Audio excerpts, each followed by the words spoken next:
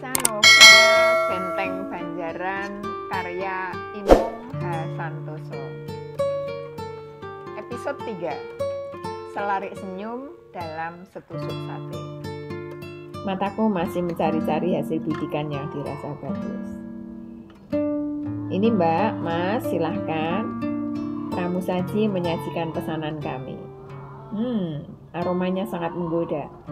5 tusuk sate bakar, tongseng, nasi goreng, ditambah lalap rajangan kol, tomat, timun, dan bawang merah. Serta nasi putih yang masih mengepul. Kutarik piring nasi goreng. Kucomot setusuk sate juga. Mas tergesa mengambil bagiannya, menendok nasi dan siap menyuap. Kami mendahului, Mas, kata Mas menyapa pembeli lain di seberang kami. Etika orang Jawa. Dan aku terpana saat mendongak melihat yang disapa. Sepasang mata kucing Persia di hadapan kami, menatap kami tanpa senyum sedikit pun. Kami memang tidak saling mengenal, namun aku tahu dia, dan dia juga tahu aku. Aku hilang selera. Wajahku tertunduk seketika, tapi aku tak bisa berkata apa-apa. Bergegas ku ambil kunci motor. Lek Sadi yang kebingungan melihat tingkahku kubiarkan saja. Nggak tahu kenapa juga. Tadi tiba-tiba aku ingin mengunjungi Lek Sadi, adik bungsu ibu. Apalagi saat mengingat tanaman cabai, sawi, dan terong di depan rumahnya. Ingin rasanya mencicipi hasil mereka bertanam. Penduduk desa sedang gemar bertanam sayuran karena himbauan dari Bu Lurah untuk dapat memenuhi kebutuhan pangan sendiri, mengurangi pengeluaran untuk belanja sayuran. Walau sebenarnya kami sudah biasa melakukannya. Jipang atau yang biasa disebut dengan labu siam menggelantong di kebun belakang.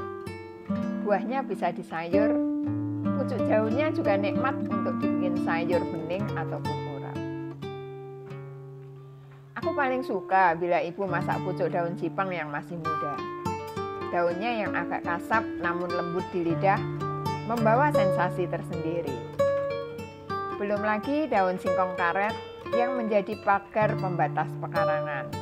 Daunnya juga bisa dimanfaatkan untuk sayuran. Daun pepaya, kami punya 3 pohon dengan berbagai jenis, Thailand, Jingga, dan California. Pucuk daunnya juga kadang bisa dipetik untuk sayur. Buah yang masih muda pun tak lupa jadi salah satu menu yang tersaji di meja. Batang kelor dengan tunas-tunas yang merimbun menjadi turus pohon sirih. Pucuk-pucuknya menjadi bahan sayuran yang sangat bermanfaat untuk kesehatan tubuh. Daun sambung nyawa, kemangi, beluntas melengkapi hasil kebun. Dari sanalah biasanya ibu-ibu mencukupi kebutuhan sayuran di rumah setiap harinya. Alhamdulillah, di desa kami semua bisa dimanfaatkan. Perkara harus menambah tanaman tentu tidak akan menjadi masalah untuk kami. Tetap akan menguntungkan. Tak lupa pula, kami juga mendapatkan bibit lele untuk melengkapi kebutuhan gizi keluarga. Kami pelihara ayam yang bisa diambil telurnya bila sedang bertelur dan bisa menyembelih ayamnya untuk lauk bila diperlukan. Tapi ini biasanya hanya dilakukan ketika ada tamu, kemudian butuh memberikan lauk yang lebih enak daripada hari-hari biasa. Karena terus terang saja, kami menghindari memotong ayam sendiri. Rasanya ada rasa tidak tega ketika harus makan ayam milik sendiri. Terbayang-bayang saat memberi makan di kebun belakang. Mau kemana yuk? Tanya Lek Sadi. Keluar sebentar, Lek. Terong sama cabenya dibawa sekalian. Nanti saja, Lek. Saya kembali kok. Nggak usah keburu-buru toh, Lek. Nggih, Lek. Nanti nggak usah. Mampir aja, Mas. Biar terong sama cabe ku antar ke rumahmu, sekalian latihan buat acara besok. Iya, Is. Matur nuwun. Is, pinjam helmnya ya, kataku sambil menyambar helm di gantungan. Jangan lama-lama loh, Mas. Aku mau pergi juga. Kamu ambil yang di rumahku kalau keburu-buru. Arep lunga adoh to, Lek. Nyuwun pangestu, Lek. Kaya arep berjuang wae. Nyuwun pangestu barang. Suara Lek Sadi sambil tertawa. Aku tak terlalu menghiraukan. Yang penting aku harus segera agar tidak ketinggalan jejak. Untung jalanan tidak terlalu ramai sehingga aku masih bisa menyusulnya. Kulihat motor kalian berjalan pelan di jalan paling bawah Kelok Pitu. Aku mengurangi kecepatan demi keselamatan, juga karena aku sudah melihatnya. Semoga mereka tidak mengubah tujuan, jadi aku tidak kesulitan mengikutinya. Iya, sate Mbah Cokro. Warung satu ini, warung sate yang cukup enak di daerahku. Ku dengar ajakan pada Mas, sebutan untuk teman laki-lakinya itu, untuk ke warung itu. Suatu kebetulan sebenarnya, karena aku juga belum makan. Aku juga suka dengan nasi goreng di warung sate Mbah Cokro yang maknyus itu. Selepas Kelok Pitu, kembali kupacu laju motorku. Sebelum sampai di perempatan Nanggulan, ku sempatkan berhenti sejenak menikmati lalu lalang yang sepi. Serta memberi kesempatan mereka untuk masuk warung Mbah Cokro terlebih dahulu. Kulihat beberapa mobil dan motor berderet di parkiran. Suasana ramai, walau belum jam makan siang. Warung bakso dan mie ayam yang di sebelahnya juga cukup ramai. Mungkin karena tempat itu termasuk tempat yang strategis, maka beberapa warung makan yang di situ cukup ramai, banyak pembeli. Mungkin juga karena memang masakannya lezat di lidah.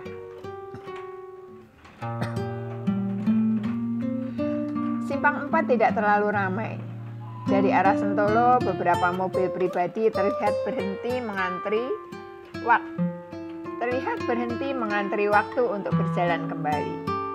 Sementara dari arah Muntilan cukup ramai. Mobil dan motor yang menanti lampu hijau cukup panjang. Dari arah Jogja, tak kalah ramainya. Yang sepi hanya yang datang searah denganku. Kulihat dari kaca spion hanya ada 2 mobil dan 6 motor.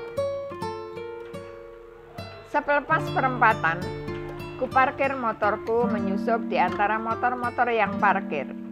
Tukang parkir seakan tak peduli.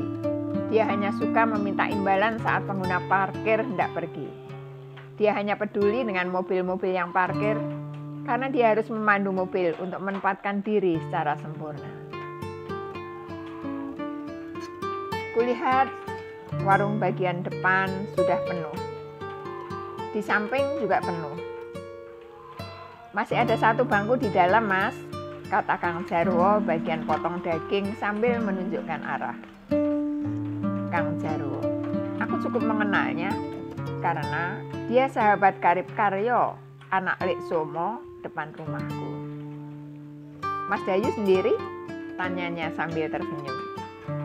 Aku hanya mengangguk sambil membalas senyumnya yang selalu manis untuk menarik membeli. Benar kata dia, bahwa senyum adalah ibadah. Dan dia memberi senyuman pada para pelanggan, sang raja untuk warungnya. Aku tertegun saat masuk ke warung, ke arah yang ditunjukkan Kang Jarwo. Mereka sedang asik berbincang, saling mencandai. Sebenarnya, aku ingin mencari tempat duduk yang agak jauh, tetapi tetap bisa untuk memandangnya. Karena sebenarnya, aku hanya ingin memandang wajahnya, yang akhir-akhir ini terukir indah dalam benakku. Kulangkahkan kaki menuju bangku di hadapan mereka.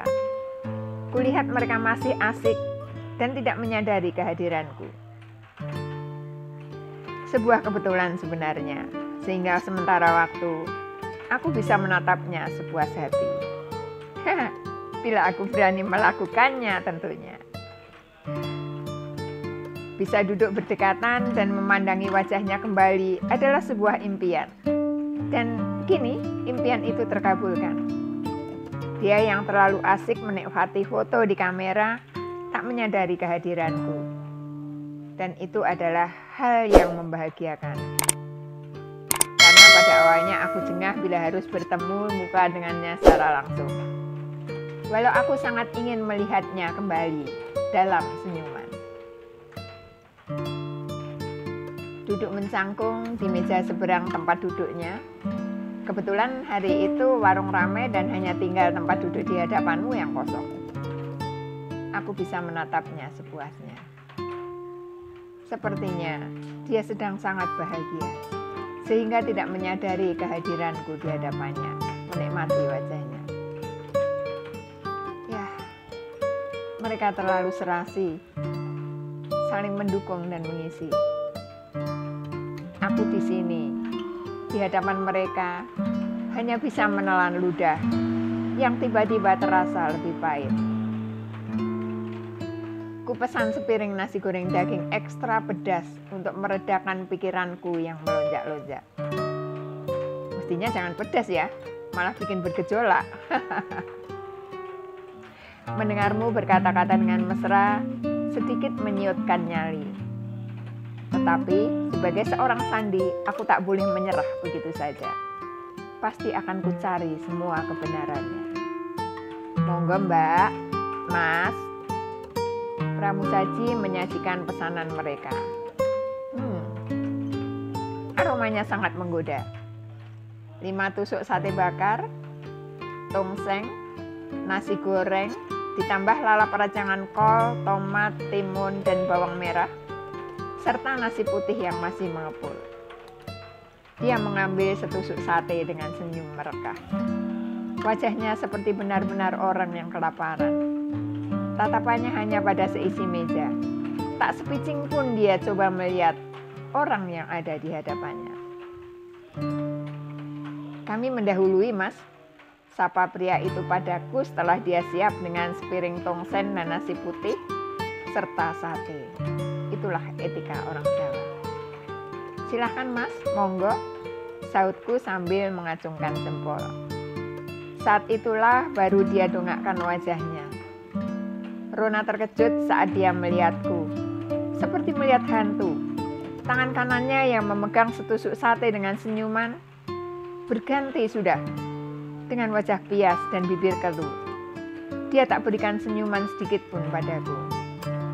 Senyumnya menggantung dan kemudian lenyap, sirna entah kemana. Ayo, tersenyumlah. Aku selalu suka melihat senyummu. Hanya karena melihatku, maka kau tekuk wajahmu. Wajahmu yang semula sumringah, kini pias. Tingkahmu menunjukkan kegelisahan hatimu. Namun kau pandai sekali menyembunyikannya. Menyembunyikan hal itu pada pasanganmu. Hah? Pasangan? Menurutku belum pasangan, baru calon. Dan itu hanya kemungkinanku saja. Maafkan aku kalau aku harus menyusulmu kemari. Karena semua itu karena rinduku. Jujur, aku merindu. Tadi aku tak percaya kalau masih bisa melihatmu. Kukira hanya halusinasiku saja yang telah melihatmu melintas di jalan raya dekat lapangan.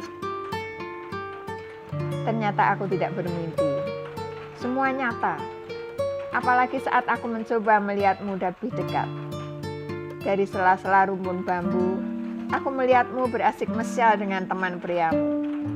Aku cemburu. Aku cemburu, benar. Melihatmu tertawa lebar, mengikuti perintahnya untuk berjalan ke tengah sungai. Melintasi batu-batu. Melihat teman priamu membidikkan kameranya dengan bebas, mengabadikan berbagai posemu. Aku seperti kehilangan akal. Aku juga ingin membidik posemu, walau hanya lewat ponselku, yang hasilnya tentu tak sebagus kamera itu.